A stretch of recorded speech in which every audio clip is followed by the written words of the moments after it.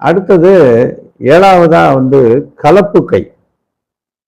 இப்ப இதெல்லாம் கலந்து இருக்கும்னு அர்த்தம். இந்த கையில 5 விரலும் ஒரே மாதிரி அமையாது.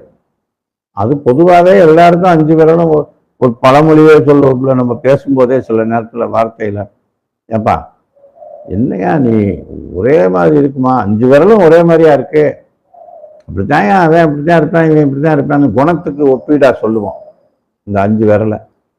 ஆனா இந்த கலப்பு கை 5 விரலும் ஒரே மாதிரி அமைகிறது இல்லைன்னு நம்ம சொல்றோம்ல,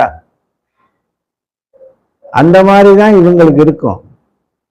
5 விரலும் ஒரே மாதிரி இருக்காது. ஆனா ஒரு விரல் கூர்மையா இருக்கும், ஒரு விரல் அகண்டு சதுரமா இருக்கும், ஒரு விரல்ல நகக்கண்கள் பிறை வடிவத்தில் இருக்கும். நகக்கண்கள்னா இதுதான் நகக்கண்கள், இந்த இடம் இது மாதிரி பிறை வடிவமா இருக்குமா அது. அதே மாதிரி இந்த கை விரல் நுனியை வச்சே அவங்கள வச்சு அந்த கண்டுபிடிச்சலாம். இந்த கை விரல்களோட நுனிகளை வச்சு நம்ம இது கலப்பு கை அப்படின்னு கண்டுபிடிச்சலாம். அதாவது இந்த பொதுவாக கைகளில் இருக்கக்கூடிய அமைப்புல கொஞ்சம் வித்தியாசங்கள் இந்த விரல்கள் மூலமா தெரிஞ்சிடும், இது கலப்பு கை அப்படின்னு. இவங்களோட குணம்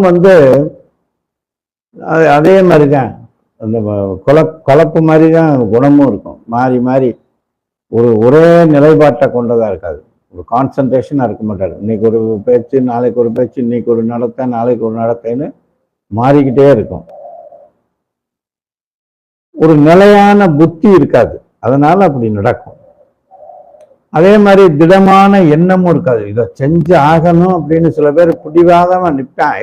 அது நட்டமோ லாபமோ இதை பண்ணியே ஆகணுமையான்னு நிற்பான். அந்த மாதிரி இவங்க இருக்க மாட்டாங்க. அந்த மாதிரி உறுதியான மனமும் இருக்காது அவருக்கு. ஆனா சாதாரண மனிதர் முதல் அரசு உயர் அதிகாரிகள் வரை தொடர்பு ஏற்படுத்தி கொண்டிருப்பாங்க. இந்த மாதிரி இருந்தாலும் பாத்தீங்கன்னா ஒரு பெரிய இன்ஃப்ளூயன்ஸ்டு பர்சனா இருப்பான். அவன் முக்கியத்துவம் இருக்கும் எல்லாருக்கும். இந்த அவனை பிடியா காரியத்தை அவன் தாயா கிளீனா அதுக்கு உண்டான ஆளை பிடிச்சி நமக்கு காரியத்தை செஞ்சு கொடுத்துருவான் அப்படின்னு சொல்லுவாங்க.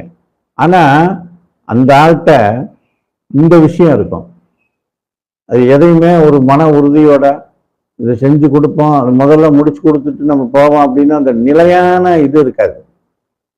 சரி பார்ப்போம், ரைட்டு, நாளைக்கு வாங்க அப்படின்ட்டு இவன் இன்னொரு வேலைக்கு போயிடுவேன், இன்னொரு ஆளை பார்க்க போயிடுவேன். அந்த மாதிரி ஆயிடும். அப்போ திருப்பி அவர் வந்தீங்களா, மறந்து போச்சேங்க, சரி வாங்க போவோம் அப்படின்னு போவேன். போய்கிட்டு இருக்கும்போது இன்னொருத்தங்க கூப்பிட்டோன்னா அந்த இதில் போயிடுவேன். இந்த மாதிரி ஒரு ஒரு ஒரு நிலையற்ற தன்மை இருக்கும் மனசுல, ஒரு உறுதியான தன்மை இருக்காது. மனமும் அந்த மாதிரி உறுதியா இருக்காது, இதை முடிச்சுதான் ஆகணும் அப்படின்னு ரொம்ப ரேராக்கா அந்த மாதிரி முடிவு எடுப்பாங்க அப்படின்னு அர்த்தம். அதுக்காண்டி அந்த முடிவே இருக்கலைன்னா அவன் எப்படி வாழ்வேன், முடிவு எடுப்பேன். ரொம்ப ரேரா இருக்கும். அதிகமான குணாதிசயங்கள் இப்படி இருக்கும்ன்றதான் நீங்க அதுல புரிஞ்சுக்கிறணும். உடனே இந்த மாதிரி இருப்பாருன்னா இப்ப ஒண்ணுமே அவரை நம்பி கொடுத்துடக்கூடாதா, செஞ்சிடக்கூடாதான்லாம் நினைச்சிடக்கூடாது.